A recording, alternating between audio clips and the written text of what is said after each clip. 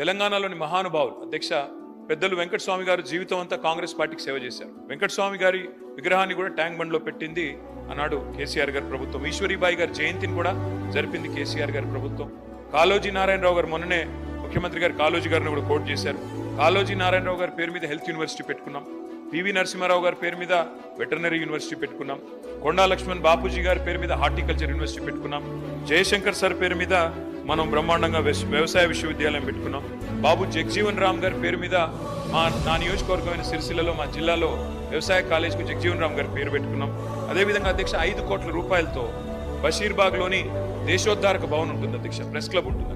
అక్కడ ఆడిటోరియం బాగా చేయాలని చెప్పి ఐజేయూ అధ్యక్షులు శ్రీనివాస్ రెడ్డి గారిని అడిగితే సురవరం ప్రతాప్ రెడ్డి గారి పేరు మీద 5 కోట్ల రూపాయలు ఇచ్చి దాన్ని అద్భుతంగా అత్యాధునికంగా తీర్చి కూడా దిద్దాం అధ్యక్ష. కాబట్టి గతంలో కొండా లక్ష్మణ్ బాపూజీ గారి పేరు మీద కూడా విశ్వవిద్యాలయం పెట్టుకున్నాం. ఈ రకంగా మహానుభావుల్ని రాజకీయాల